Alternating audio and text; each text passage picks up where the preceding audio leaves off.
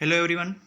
Today we are starting our unit 3 data acquisition and conversion. Okay. So first of all see what is data acquisition, then we will further proceed on the conversion part. Okay. So our first slide is introduction. Introduction about the data acquisition. Okay. So we will clear its basic idea. Okay. So it is the process of making measurements of phenomenon. Physical phenomena means voltage, current, temperature, pressure, sound, velocity, displacement, acceleration, all these things. Okay. And recording them in some fashion in order to analyze them. Okay. So what is this? That is the data acquisition system actual में काम क्या कर रहा है। देखो यहाँ पे क्या बोला है कि मेजरमेंट कर रहा है फिजिकल फिनोमिना का, मतलब जितने भी फिजिकल फिनोमिना है हमारे पास हमारे फिजिकल वर्ल्ड में जो प्रेजेंट है, वोल्टेज है, करंट है, टेम्परेचर, प्रेशर, साउंड, वो सब है, जो वेलोसिटी, डिस्प्लेसमेंट, जो हमारे फिजिकल वर्ल्ड में जहाँ पे हम रहते हैं वो वर्ल्ड। ओके। तो उसका मेजरमेंट करना, देन उसको रिकॉर्ड करना। ओके। एंड देन उस पर एनालाइज मीन्स उसका एनालिसिस, मतलब उस पर स्टडी करना, उस पर रिसर्च करना। ये सब प्रोसेसिंग जो सिस्टम में काम करती है ना, उसी को नाम दिया गया है डेटा एक्वाजिशन सिस्टम। ओके। मतलब डेटा को ये सब स्टोर करने का काम करता है, उस पर प्रोसेस करने का काम करता है, उस पर फिर एनालिसिस करने का काम करता है। तो इसलिए इस सिस्टम का नाम दिया गया है डेटा एक्वाजिशन सिस्टम। ओके। एक एग्जांपल ले सकते हैं कि टेम्परेचर का एग्जांपल ले सकते हैं कि हम लोग टेम्परेचर वगैरह मशीन से जो हम लोग काउंट करते हैं, जो उसके सेंसर है पर्टिकुलर, उससे हम लोग उसको डेटा लेते। ओके ना।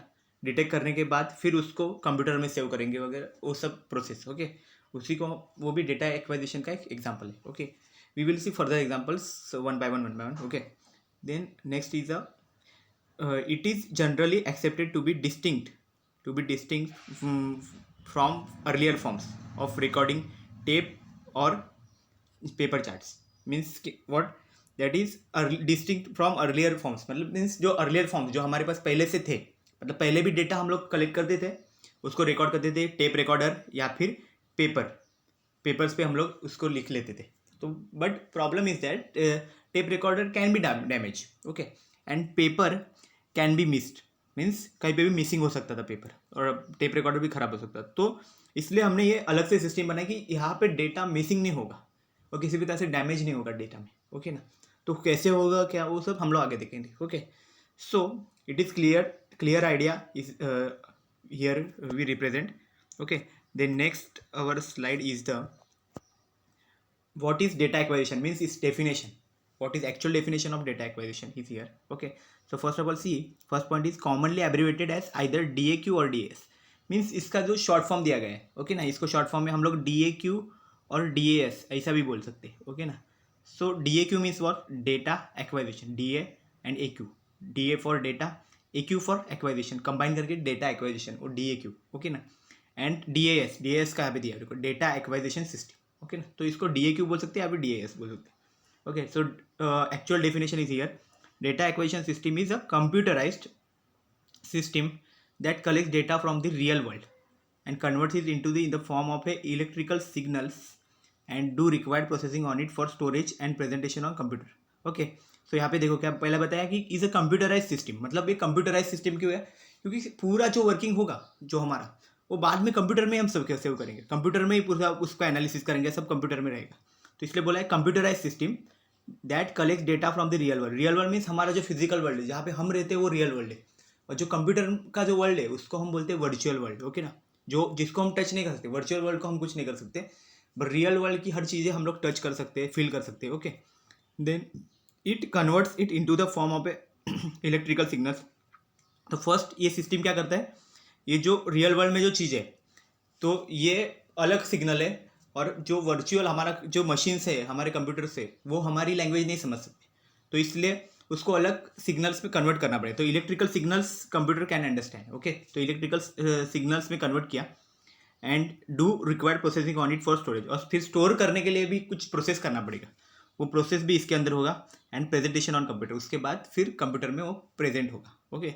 बिकॉज हमको फर्दर उसको स्टडी करनी है, उस पर एनालिसिस करना है, तो वो कंप्यूटर पे प्रेजेंट होना भी चाहिए ना, खाली रिकॉर्ड करके मतलब नहीं ना, वो दिखना भी चाहिए, उसको रीड करना आना चाहिए वापस। ओके ना। सो ये सब चीज़ का कलेक्शन जो है उसे बोला जाता है data acquisition system. Okay, then next is the point is use in industrial and commercial fields. Maximum इसका यूज़ कहाँ पे होता है? इंडस्ट्रीज में होता है, कमर्शियल फील्ड्स में होता है. इंडस्ट्री में अलग अलग तरह की चीज़ें रहती है जहाँ पे हमें ये टेम्परेचर देखना जरूरी पड़ता है. कुछ कुछ मशीन्स बहुत ज़्यादा गर्म हो जाएगी तो टेम्परेचर देखना पड़ता है. कभी कभी किसी पे अगर स्टैंपिंग वाला चीज़ होगी, मशीनरीज होगी, तो प्रेशर कितना पड़ रहा है वो भी देखना पड़ेगा, नहीं तो प्रोडक्ट पूरी तरह से ख़राब हो सकता है. तो वो चीज़ें देखना पड़ता है, टेम्परेचर, प्रेशर, फिर कितने स्पीड से जा रहा है वो भी देखना पड़ता है. ओके ना. अगर कन्वेयर पे अगर चीज़ें घूम रही है तो वो कितने स्पीड से घूम रही है वो भी देखना पड़ेगा. तो ये इंडस्ट्रियल एंड कमर्शियल फील्ड्स में ज़्यादा यूज़ होता है उसका. ठीक है ना. Then they are use for collecting, storing and processing data. तो अभी बताया वही कि ये किस चीज़ के लिए यूज़ होता है? तो डेटा कलेक्ट करने के लिए यूज़ होता है, फिर स्टोर कर देते हैं वो डेटा और फिर उस पर प्रोसेसिंग करते हैं फिर डेटा पे कि अगर उसमें कोई कमी रहेगी तो उसको वापस रिकवर करना. ओके ना. उसमें करेक्शंस करना, वो काम रहता है डेटा एक्विजिशन सिस्टम.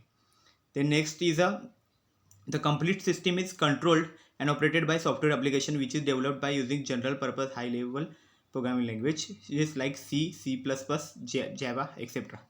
तो देखो कंप्लीट जो सिस्टम है ये किससे कंट्रोल हो रहा है एंड इसको ऑपरेट कौन कर रहा है? तो देखो complete system is controlled and operated by software application. तो एक सॉफ्टवेयर एप्लीकेशन यूज़ किया है, उससे ये पूरा कंप्लीट सिस्टम वर्क कर रहा है. ओके ना. क्योंकि हम लोग ये बताया गया है कि कंप्यूटराइज सिस्टम है.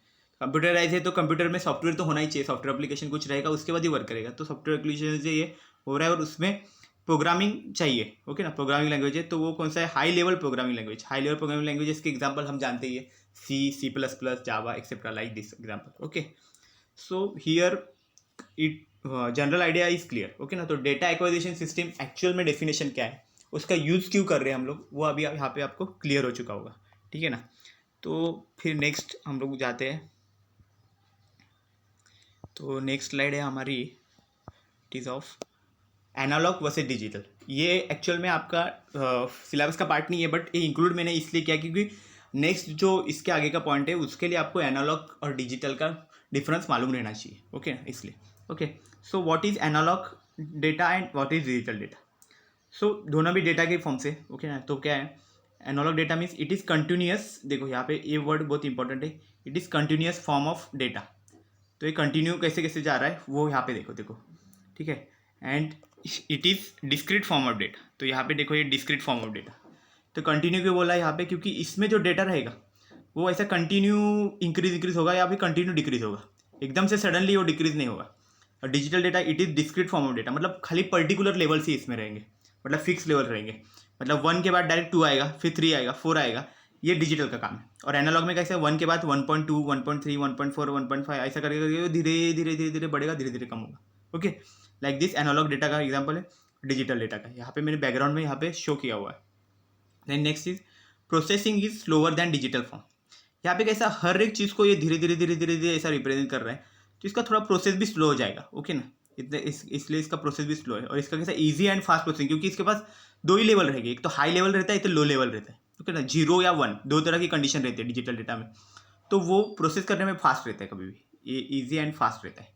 Next is the transmission is limited with speed and distance. मतलब ज़्यादा दूर तक ट्रैवल नहीं कर सकता और ज़्यादा स्पीड से भी ट्रैवल नहीं करता. उसका एक लिमिट है कि उस लिमिट में ही रहेगा. तो एनालॉग का है. ओके. और ये क्या है? Easy and fast transmission. ये फास्ट में ट्रांसमिट भी हो जाता है डिजिटल डेटा. देन नेक्स्ट क्या है? Not so easy to display. मतलब डिस्प्ले पे दिखाना इतना ईजी नहीं होता है इसका. और इसका क्या है? Easily display. ओके ना. ईजी डिस्प्ले मीन्स ईजिली वो डिस्प्ले पे हम लोग दिखा सकते हैं, मतलब स्क्रीन पे आ सकते हैं वो. देन नेक्स्ट क्या है? मोर स्टोरेज स्पेस इज रिक्वायर्ड. तो यहाँ पे देखो क्या है? मोर स्टोरेज स्पेस. तो यहाँ पे स्पेस ज़्यादा लगता है. ओके. एंड हियर क्या है? Less storage space is required. यहाँ पे देखो स्टोरेज स्पेस बहुत कम लगता है, लेस स्टोरेज स्पेस है. Then next is a more accurate. Okay ना. यहाँ पे देखो एक्यूरेसी भी बहुत ज़्यादा है डिजिटल डेटा की, और यहाँ पे देखो लेस एक्यूरेट है. तो एक्यूरेसी इसका क्यों ज़्यादा है वो आपको पता चली जाएगा, क्योंकि यहाँ पे देखो ये ईजी भी है, फास्ट प्रोसेसिंग भी कर रहा है और पर्टिकुलर लेवल्स में ही काम कर रहा है. तो इसलिए एक्यूरेसी अच्छी आएगी. और इस लेस एक्यूरेट है क्योंकि इसका जो फॉर्म्स है वो भी बहुत धीरे धीरे धीरे धीरे, इसकी स्पीड भी कम है. स्पीड कम है तो इसका वजह से कुछ कुछ डेटा रह भी जाएगा, ऐसे भी प्रॉब्लम्स है. तो ना बहुत सारी इसमें प्रॉब्लम्स है. इसलिए एनालॉग को हम लोग प्रीफर नहीं करते, हम लोग डिजिटल को ज़्यादा तो प्रीफर करते हैं बिकॉज एक्यूरेसी भी वो अच्छी है. ओके ना. मतलब क्वालिटी अच्छा दे रहा है. ठीक है ना. And next point is about the related to this two topics, that is analog और डिजिटल के रिलेटेड ही नेक्स्ट टॉपिक है, तो वो देखेंगे हम लोग। वो है types of DS. DS means data acquisition system. तो इसके टाइप्स देखने हैं हमने। तो इसके टाइप्स देखो क्या है, एनालॉग डेटा एक्वाइजेशन सिस्टम, अभी जो पढ़ा है वैसे एनालॉग। और ये क्या है, सेकेंड टाइप है digital data acquisition system. Because of this I have taken that topic, that is analog versus digital. मैंने पहले इसलिए बताया क्योंकि आपको फिर यहाँ पे कन्फ्यूजन होता कि एनालॉग क्या है डिजिटल क्या है, ठीक है, इसलिए। तो अभी देखो इजीली पता चल जाएगा। तो analog data acquisition system actual में क्या देता है, तो it is having analog output, मतलब इसका जो आउटपुट आएगा इसमें से जो कुछ हमें रिजल्ट मिलेगा वो हमेशा एनालॉग में रहेगा, जैसा कंटिन्यूअस ऐसा। और डिजिटल में क्या रहेगा, एक डिजिटल फॉर्म में इसका हमें आउटपुट मिलेगा। ओके ना, यही इन दोनों का मेन डिफरेंस है। Then next is it is use when wide frequency width is required, मतलब फ्रीक्वेंसी विड्थ अगर ज़्यादा है बहुत तो इसका यूज़ कर सकते हैं हम लोग। Not useful for slow varying quantity, मतलब जो धीरे धीरे चेंज हो रही है क्वांटिटीज़, उस पर हम लोग वर्क इसको नहीं रख सकते।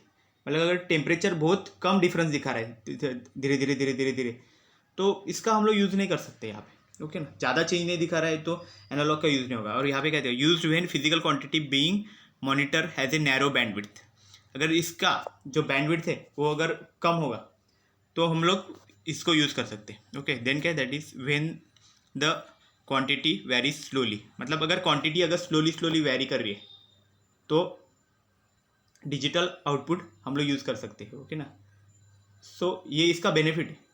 धीरे धीरे हम लोग अगर क्वांटिटी अगर वेरी कर रहे हैं तो इसका ये बेनिफिट है। स्लो वेरी कर रहे हैं तो भी ये परफेक्टली हमें रिजल्ट दे रहा है। देन नेक्स्ट क्या है, लो एक्यूरेसी। यहाँ पे एनालॉग में वो तो पता ही चल रहा है क्योंकि ये स्लो वेरिंग क्वांटिटी को ले ही नहीं रहा है। ओके ना, उसका डेटा ही नहीं दे रहा है, तो फिर क्या होगा, फिर वहाँ पे एक्यूरेसी भी थोड़ा सा अफेक्ट करेगा। ओके ना, तो इसलिए लो एक्यूरेसी है। और यहाँ पे क्या है, स्लो वेरिंग जो क्वांटिटी है उसको भी वो अच्छे से डिटेक्ट कर पा रहा है। ओके ना, उसका भी डेटा दे रहा है, तो यहाँ पे इसका एक्यूरेसी बढ़ जाएगा, हाई एक्यूरेसी रहेगा। These are simple compare to the analog DS, तो कि इसका जो स्ट्रक्चर है वो सिंपल रहता है data analog data acquisition system का। और in comparison to this, that is these are more complex then analog DS. Okay ना, तो ये बहुत कॉम्प्लेक्स फॉर्म में रहेगा एनालॉग से। ओके ना, क्योंकि इसका एक्यूरेसी भी अच्छा दे रहा है तो कम से कम इसका स्ट्रक्चर को भी ज़्यादा लग सकता है। ओके ना, तो ये इसमें चेंजेस है DAS. Okay, so now proceed to the next slide, that is about DAQ system. DAQ means DAC system, that is data acquisition system. तो इसका जनरल स्ट्रक्चर कैसा है डेटा एक्विजिशन का वो यहाँ पे दिखाया गया है। तो पहले देखो यहाँ पे क्या है, सेंसर है, ठीक है, यहाँ पे एक सेंसर है, देन यहाँ पे एक डैक डिवाइस है, एंड देन कंप्यूटर है। ओके, तो सेंसर देखो क्या करता है, सेंसर कुछ ना कुछ सेंस करने का काम करेगा। तो सेंसर ये डैक डिवाइसेस से कनेक्टेड है। फिर उसके बाद ये एरो देखो आगे दिखाया है, मतलब ये बाद में जाएगा ये DAQ devices means digital acquisition device यहाँ पे। तो इसके अंदर क्या क्या रहता है, सिग्नल कंडीशनिंग है, एनालॉग टू डिजिटल कन्वर्टर है, मल्टीप्लेक्सर्स भी इस पर अटैच करते हैं। ओके ना, तो ये सब चीज़ें आ जाती है डैक डिवाइसेस में। ओके ना, DAQ डिवाइस। देन बीच में देखो क्या है, बस है। बस मतलब ये डेटा यहाँ पे भी जाएगा और यहाँ पे भी आ सकता है। ओके ना, दोनों तरफ से, मतलब ये बाई डायरेक्शनल है। ओके ना, तो ये बस क्या करता है, दोनों के बीच का ब्रिज है। ब्रिज में कैसे हम लोग जाते भी है और आते भी है दोनों तरह से, तो ये बस है। बस मतलब ये ब्रिज का काम कर रहा है दोनों के बीच में, डैक डिवाइसेस और कंप्यूटर के बीच में। यहाँ पे हमारा कंप्यूटर रखा हुआ है। तो कंप्यूटर में के अंदर क्या है, उसमें भी दो चीज़ें क्या है, एक है ड्राइवर सॉफ्टवेयर और दूसरा है एप्लीकेशन सॉफ्टवेयर। तो दोनों का काम कर रहा है। ओके ना, तो दोनों ही इसके अंडर इंक्लूड कर किए जाएंगे। तो ये एक्चुअल में simple structure of the DAQ system है। ओके ना, फिर इसमें 3 मेन कंपोनेंट है, सेंसर है हमारा, देन डैक डिवाइसेस बीच में बन जाता है। तो डैक डिवाइसेस में भी सिग्नल कंडीशनिंग आता है, ADC analog to digital converter आता है, फिर मल्टीप्लेक्सर आता है। वो सब डिवाइसेस बीच में डैक डिवाइसेस में आएंगे। और देन कंप्यूटर है, कंप्यूटर में ड्राइवर सॉफ्टवेयर है, एप्लीकेशन सॉफ्टवेयर है उस पर, और फिर वो सब प्रोग्रामिंग पे ही बेस्ड वो सब काम करेगा। ओके ना, कंप्यूटर। और इन दोनों को ज्वाइन करने के लिए, ओके, इनके बीच का ब्रिज इंटरफेस, इन दोनों के बीच का इंटरफेस मतलब बस है। ओके ना, तो ये सब चीज़ों को हम लोग डिटेल में आगे पढ़ेंगे। ओके ना, कि एक्चुअल में ये क्या क्या रहता है, ठीक है।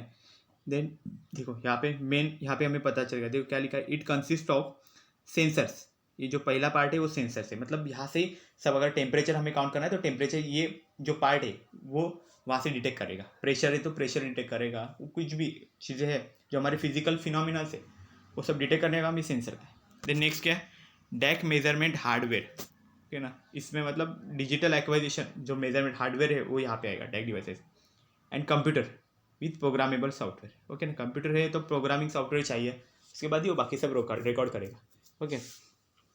Then next point is the next slide is our sensor, मतलब जो पहला पार्ट है, अभी फर्स्ट पार्ट हम लोग स्टार्ट कर रहे हैं, ठीक है ना, जो स्ट्रक्चर देख लिया उसमें, तो फर्स्ट पार्ट है हमारा सेंसर, ओके।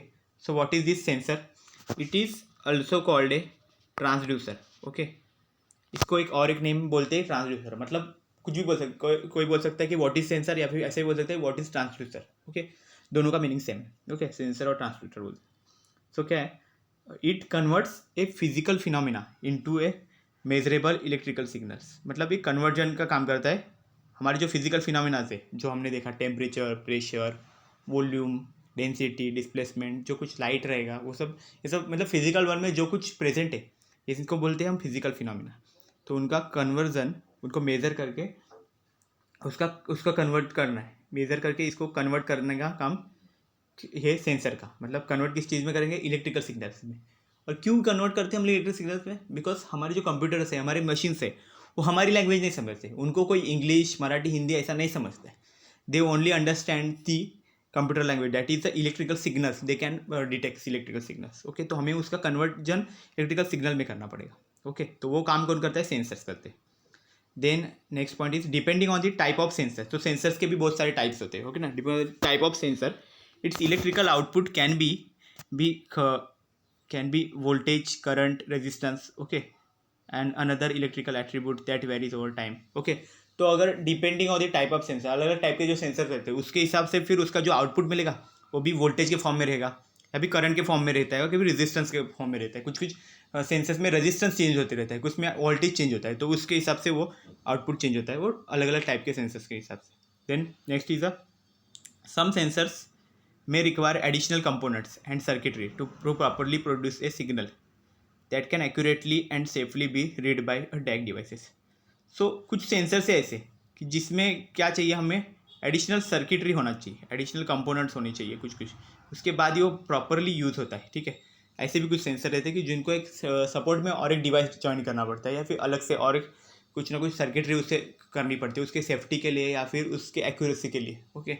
सो ऐसे टाइप के भी सेंसर्स रहते हैं। तो एक्चुअल में यहाँ पे आपको सेंसर्स का जनरल आइडिया मालूम पड़ गया, सेंसर्स एक्चुअल में क्या होते हैं वो मालूम पड़ गया ना, ओके। सो सेंसर्स क्या रहते हैं, तो हम लोग इसके कुछ एग्जांपल्स देखते हैं कि किस टाइप से दिखते हैं, ओके ना।